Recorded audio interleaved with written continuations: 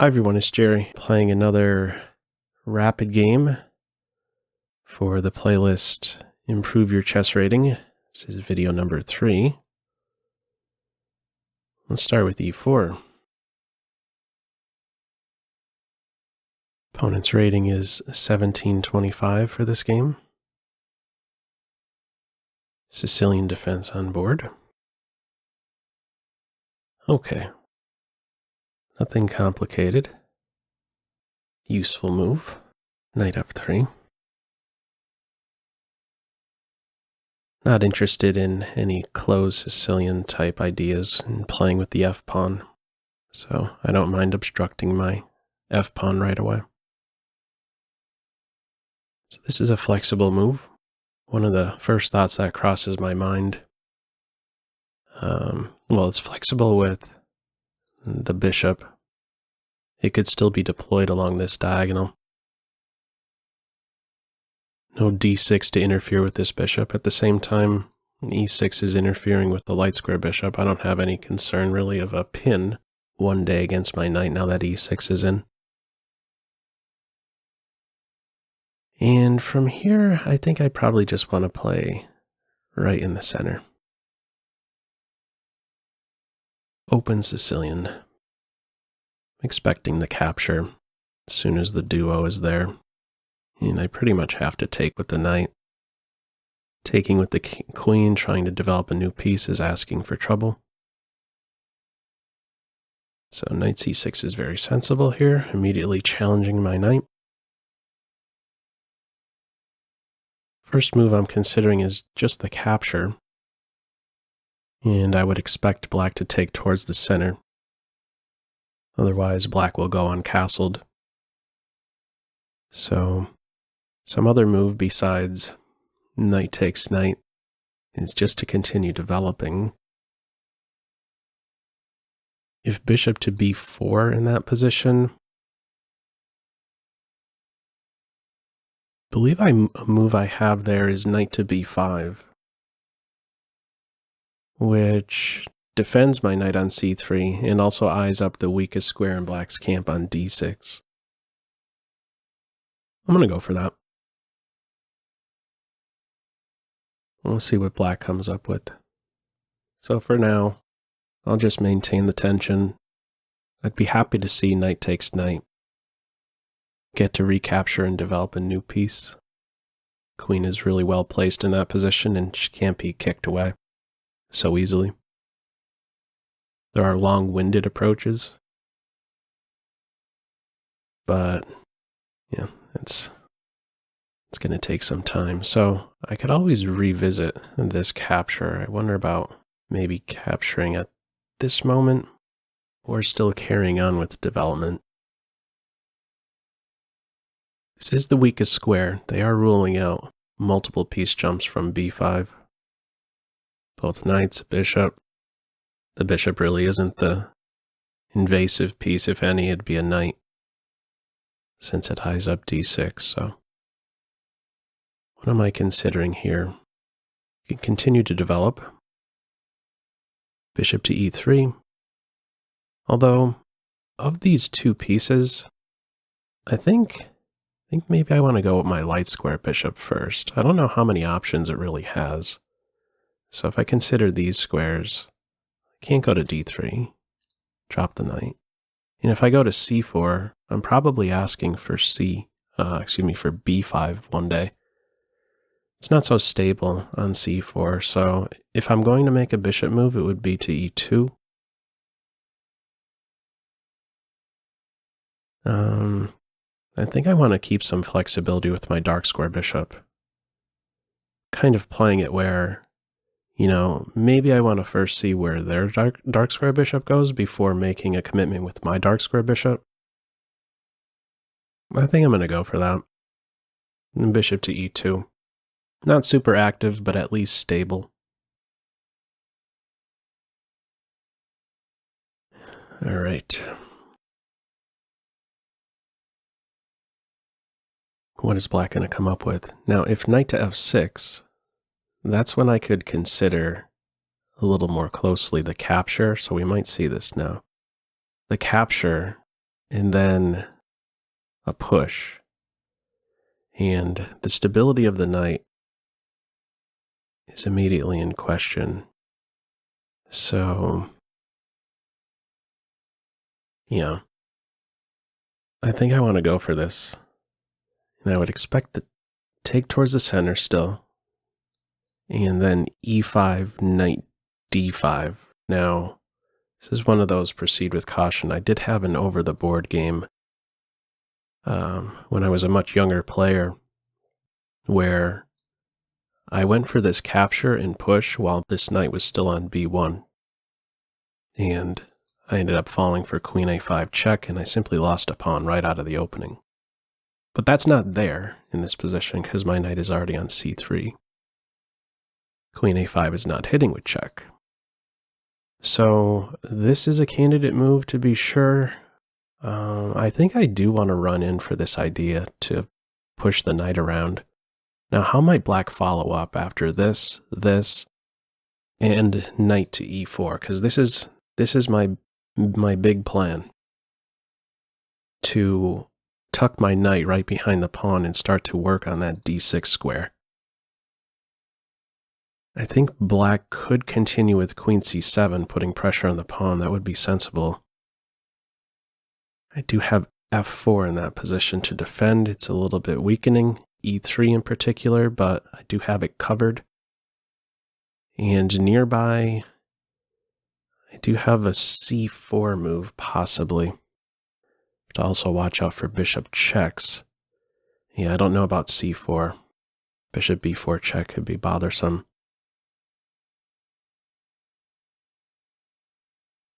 Even so, I think I do want to go for this. Knight takes knight and then e5. Some other move to consider. I don't think this pin is anything great. It's immediately questioned or broken. I'm going to go for the capture. Expecting take towards the center and then e5. This is the consistent follow-up. So this guy's somewhat backward.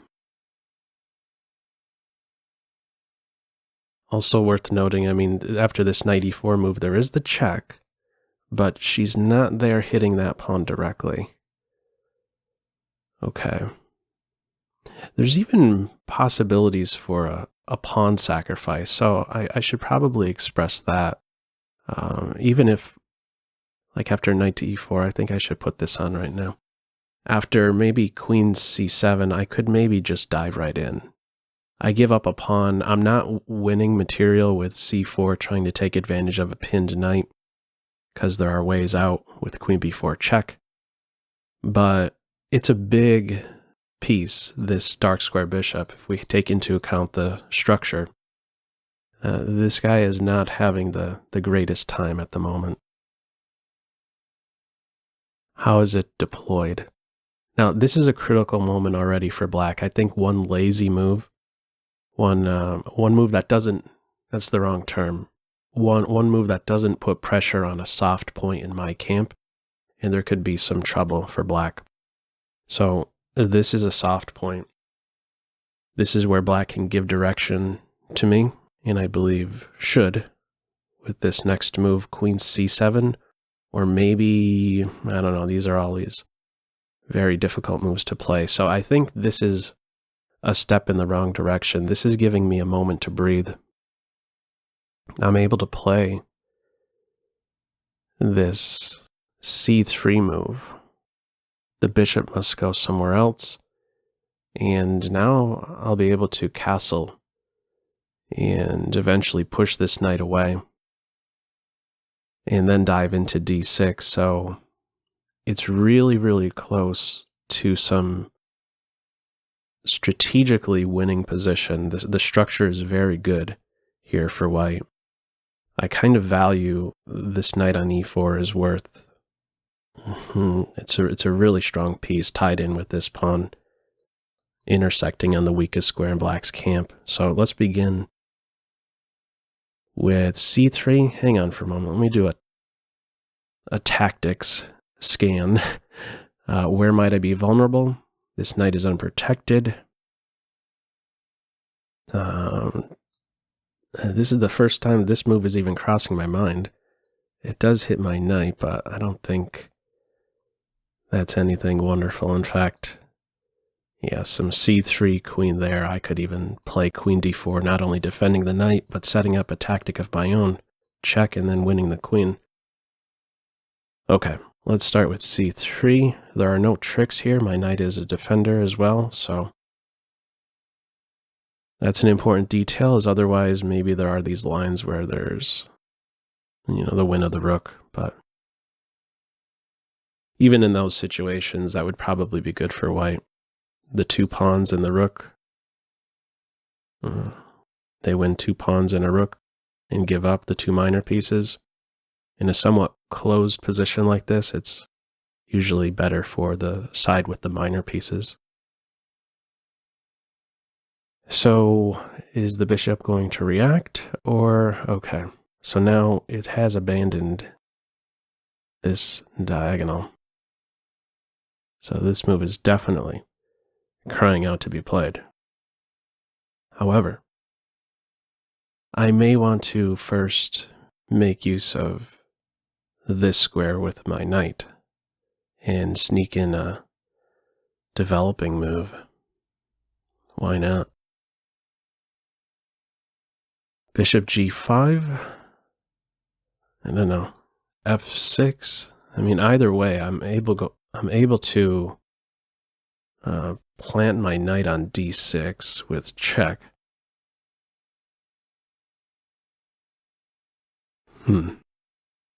This should be a winning position. So black's going to be uncastled. The queens are, I'm not seeing the queens coming off anytime soon. Just debating on whether or not I want to play this or this. Bishop g5, f6. Is that a move? Takes, pawn takes. I mean, it should still be good for me. The king is very weakened. Maybe the knight to d6. I think I'm going to go with bishop to g5. I think I like that one.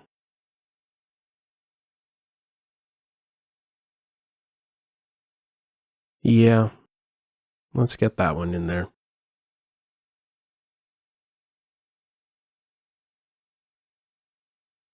Also, some tricks that maybe try to undermine my knight's support of the bishop, I do not think are working. So for example, if knight takes pawn, pawn takes, bishop takes, I'm not locked in to taking here. I mean, I could. It's only the 2 pieces for the piece, but I was even thinking I could play king to f1 there, but just chopping away on c3 is cool. Okay, so now I'm pretty sure I want to just hop in to d6. The more I'm looking at this, I don't know if I'm really so thrilled about my bishop move, because this move could be really irritating. I wonder if I've misplayed this. I may have. So the king is uncastled. This is irritating now. Undermining my knight support. I do not want to give up my knight for the bishop, but maybe what I could say here is mission accomplished with my knight. Fall back to c4. Defend my pawn, pressure on the bishop. Takes, takes, takes. And bishop to d2. They might get 3 pawns, but they'd be giving up their big dark square bishop. I think I want to play knight to c4. Yeah. Okay, knight c4. f6 I think was going to be strong, so the majority of my attention is really on these 2 pieces. Though they're not in my house, but they're the closest thing to being in my house. So this is a big square that's been on my mind. These squares right here, weak points, d6, e5. 1 move out from castling. Really like to get that move in. So they are going for this idea. Okay, so we're going to take, although I may even have something better. I mean, this is a possible move, queen d2.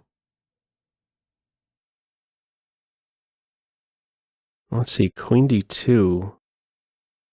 Any knight move other than knight takes bishop I could take here, and maybe even on knight takes bishop, I could play queen takes bishop, queen takes queen, knight takes queen. Where's the knight going? It is able to sneak away by way of d2. That's the only safe square. So I guess I'm not going to go for that. And instead just allow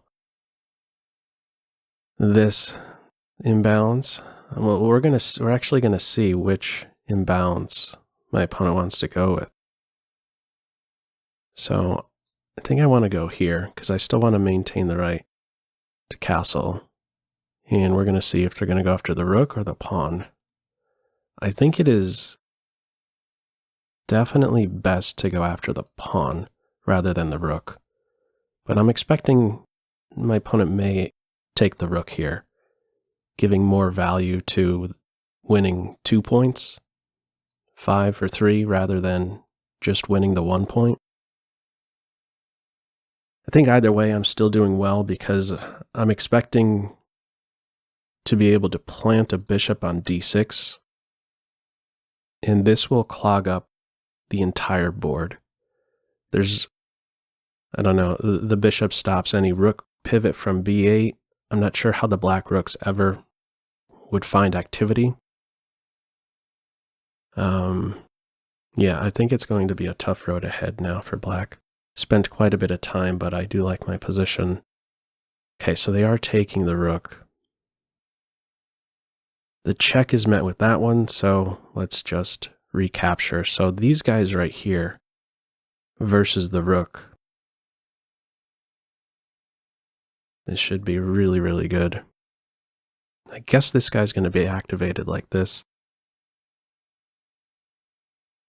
I have bishop a5. That's something, possibly. Bishop b4 check, bishop a5. Maybe first kick the queen from observing c5. And then I could play bishop here. I want my bishop on this square.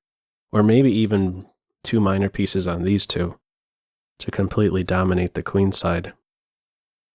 This knight is fantastic. I want a castle. I want to keep an eye on the checks. Although castling isn't necessary. I mean, this is possibly a move. Okay, but let's not castle. This is not, I don't think this is the time to castle. So I think I might be able to win material. Starting with bishop a5, where does the queen go? If she goes to c8, I land a fork. And if she goes to b8, then I'm able to play bishop b4 check. I get my bishop to d6, or maybe my knight to d6. I think either way, this is an excellent start. And let's see where the queen goes. Can maybe even look to slip in with my queen to d4, the dark squares. Very compromised.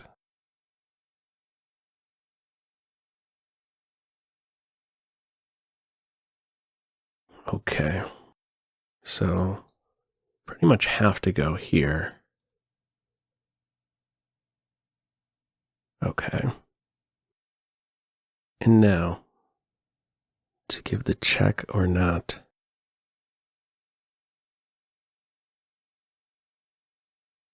Knight d6.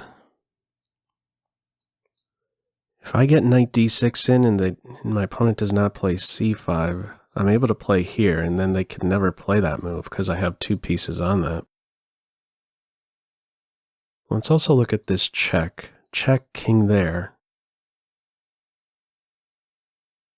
Although maybe on the check they just pitch a pawn and then look forward to this move as well as some skewer. Oh, I have another move. I'm just seeing. Knight to b6, hitting the rook and threatening a fork. Well, okay, I should be going for that then, I think. My knight, as much as I like this guy, I think it's time to cash out. I could win the exchange with knight b6. Queen has e5 defended. Knight b6, queen c7. I think could be met with queen c3. And then I'm defending my bishop, threatening the rook, and also threatening queen c5, and I get this giant clamp on the dark squares. All right, I gotta get a move on here. Under 4 minutes. This is the main threat.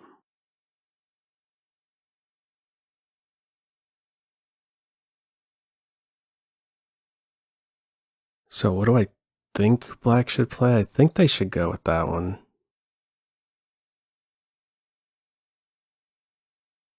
Yeah, queen c7. Queen c7, queen c3. And a rook move to maybe, I don't know, maybe there, but no. Oh, they're walking right into the fork. They were only looking at this one, so I'm able to get the queen here. They might resign. Nope, gonna play on. It's fine too. Okay, let's just grab the material. I think when we look back, it's going to be the bishop b4 move where there's a huge shift in the evaluation.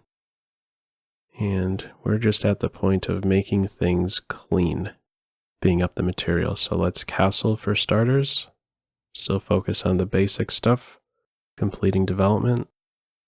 I may not even want to allow this pawn to go any further. Or not. Maybe I don't even mind that. Actually, let's go queen c3 looking at this. I could ignore that.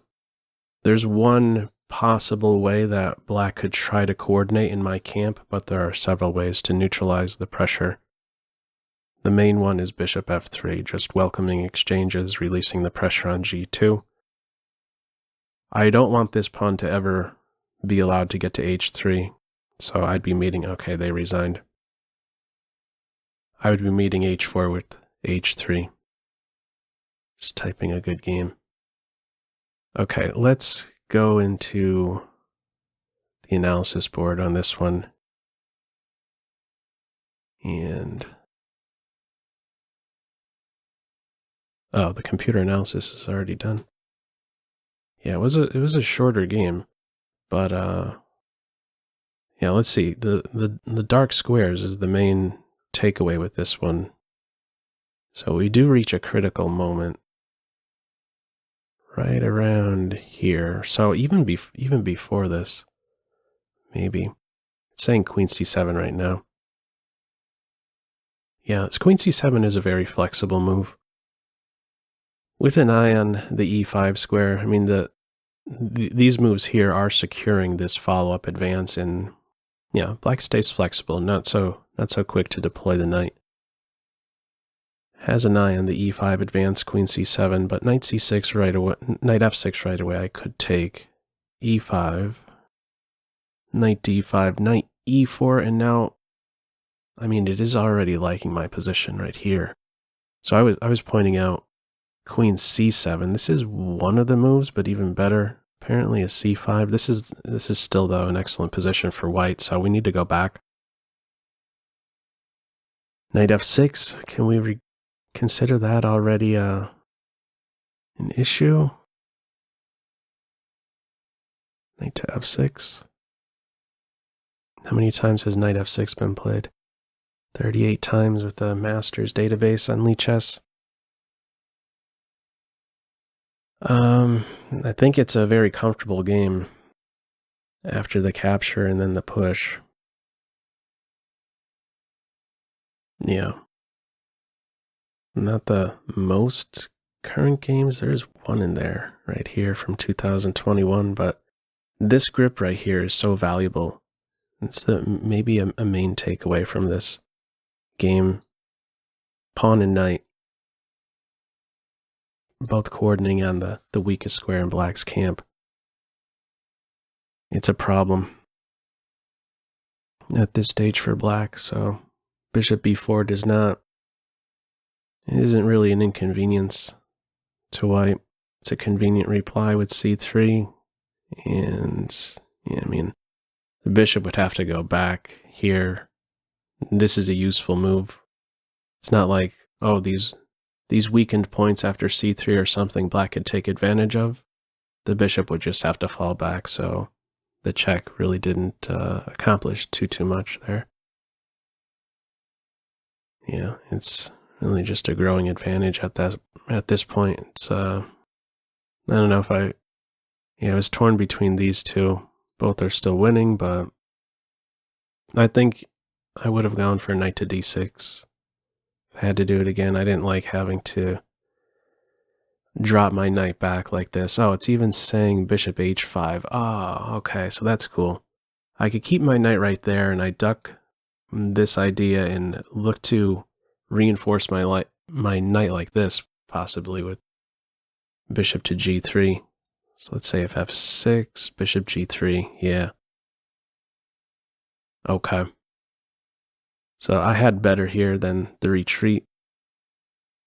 And this sacrifice isn't working. What is it saying? Take the pawn or the rook? Doesn't matter at this point. So my plan was to take and then do something on the dark squares. It's pointing out rook c4 with the idea to get into d6. Playing this straight away is met with c5, I guess. Yeah, I'm not able to get I'm not able to get to d6, so took the rook, and it's just a matter of finding the clean approach. I was planning to meet queen c7 with queen c3. It does like queen c3, and then a rook move. I pointed out this, but that's asking for a skewer. So rook e8, and then queen c5 is what I had in mind. And then this guy never sees the world. If I maintain a piece here, and I should be able to, this guy never gets out. So classic tall pawn syndrome. Knight c4, and you really just emphasize the dark square control. These guys can never move. And so this guy never sees the world. Okay. At the end of the day, they missed the main threat there, and I got the queen. Just a couple more moves. Okay, I think that's going to do it for this video. At the end of the day, 94% accuracy, 86% for my opponent. Feel free, as usual, to leave any feedback to this video in the comment section below. I hope you enjoyed it, and maybe took a thing or two away. That's all for now. Take care.